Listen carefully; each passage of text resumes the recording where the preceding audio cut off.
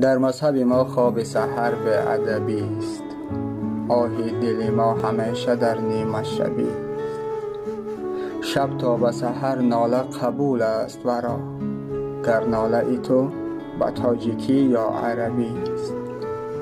به آه سحرگاه وصالت ندهد، گویی که دهد گپ تو بس بوالعجبی است. در نیمه روز اگرچه بلبل خواند، گوشش مکن آن مقاله به طربی است.